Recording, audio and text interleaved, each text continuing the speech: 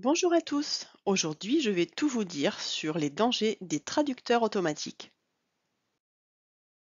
Quand on manque de vocabulaire en anglais, par exemple pour un devoir, plusieurs options s'offrent à nous. S'aider d'un dictionnaire papier, s'aider d'un dictionnaire en ligne ou s'aider d'un traducteur automatique. Alors c'est souvent cette option-là que ton grand frère ou tes parents vont te conseiller et c'est pas franchement une bonne idée. Alors quelles sont les différences entre ces trois options? Un dictionnaire papier, c'est un livre physique qu'on tient dans ses mains et dont on tourne les pages. Dans un dictionnaire papier, on ne peut chercher qu'un seul mot à la fois. Un dictionnaire papier comporte généralement deux parties, une partie français vers l'anglais et une partie pour traduire de l'anglais vers le français. Un dictionnaire en ligne, c'est l'équivalent du livre, mais en plus complet. Dans un dictionnaire en ligne, on ne peut taper et chercher qu'un seul mot à la fois également. Un traducteur automatique, c'est une machine qui traduit des phrases entières, oui, mais plus ou moins bien. Alors pour le plaisir, voici quelques perles de traduction. Des perles, ce sont des erreurs grossières de traduction qui ont été faites par des traducteurs automatiques. Ces exemples sont pris de la vraie vie sur des vrais produits. Premier exemple, cette étiquette, probablement prise sur un t-shirt made in Turkey, mais le traducteur automatique a traduit par fabriqué en Inde. Et oui, puisque le mot Turkey a deux sens, la Turquie et l'animal, la dinde. Malheureusement pour cette marque, le traducteur automatique a choisi la mauvaise option. Nous avons ici une autre étiquette de vêtements qui a été cette fois traduite de manière complètement fantaisiste. Je vous laisse juger. La machine lave le rhume séparément, tombé sec bas, seulement le décolorant de non-chlore. Quand eut besoin de ne pas faire le fer par-dessus la conception, ne pas sécher propre. Fait en Chine. Tout un programme. Nous avons ici, dans un restaurant ou peut-être une boulangerie, une salade avocat-crevette. Les restaurateurs ou les commerçants ont jugé bon de traduire l'intitulé de ce plat pour les éventuels touristes par Shrimp Salad Lawyer. Mais malheureusement, lawyer, eh bien, c'est l'avocat du tribunal. Imaginez les touristes anglais qu'ils pensent qu'ils vont manger une salade à l'avocat. Autre perle ici sur un produit alimentaire, Polish Sausage, qui a été traduit par un traducteur automatique par polisser la saucisse au lieu de saucisse polonaise. Et oui, le mot Polish a deux sens. Polonais ou polonaise, la nationalité, ainsi que le verbe polir, qui est rendre brillant en frottant. Nous avons ici l'étiquette d'un pull qui est en cheveux de lapin. Et oui, le traducteur automatique s'est trompé et a traduit hair par cheveux et non pas par poil. Nous avons ici la carte d'un restaurant avec une galette au beurre salé de Guérande.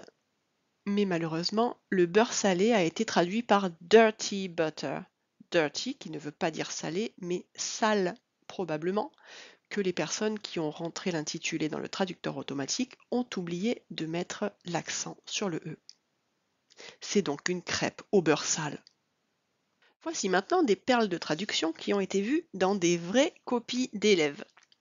Première perle, The Sisters Binoculars.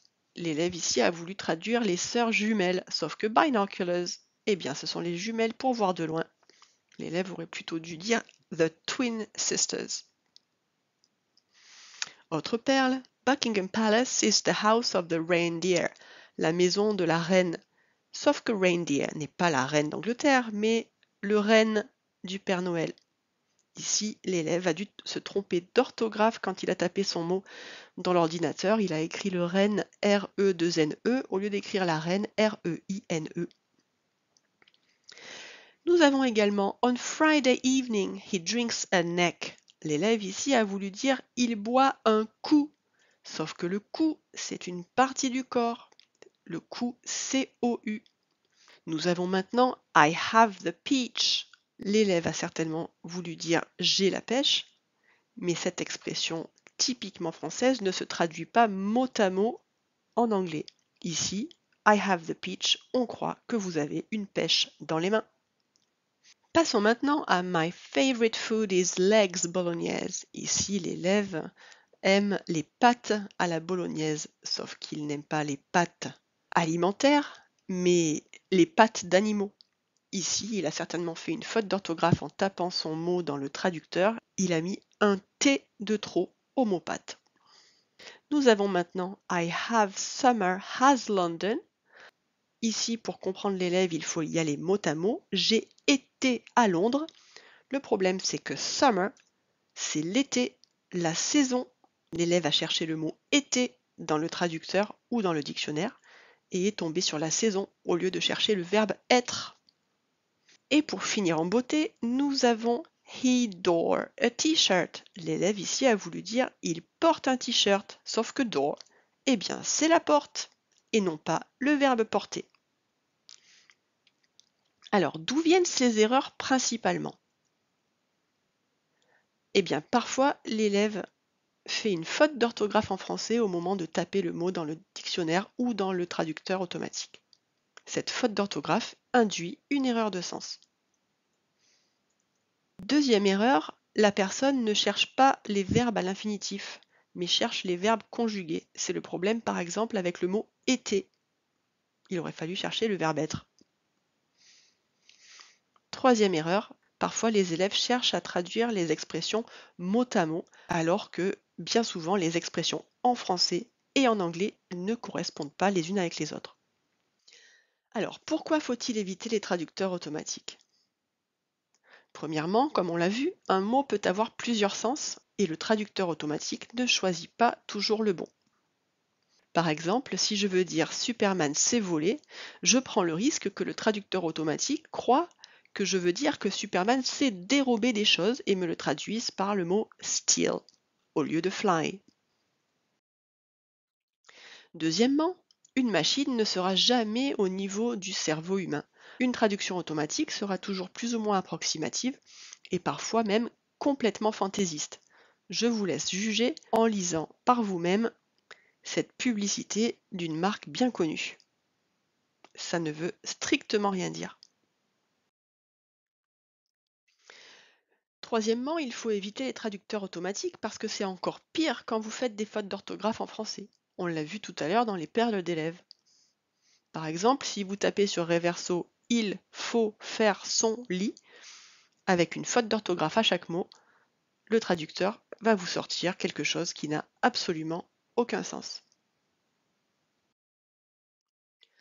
Il faut également éviter les traducteurs automatiques, tout simplement parce qu'on a envie de progresser en anglais. Et pour progresser, il faut se creuser la tête et non pas utiliser une machine.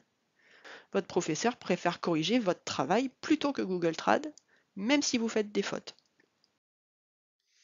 Et enfin, on doit éviter d'utiliser les traducteurs automatiques parce que quelque part, c'est un petit peu tricher. C'est comme si le professeur de maths vous demandait de vous entraîner au calcul mental et que vous utilisez une calculatrice, mais en plus une calculatrice cassée et pas du tout fiable. En conclusion, pour progresser en anglais, 3 choses. Je bannis les traducteurs, j'utilise mon cerveau et je choisis un bon dictionnaire, papier ou en ligne, et j'apprends à l'utiliser, ce que nous ferons en classe ou dans une prochaine vidéo. À bientôt!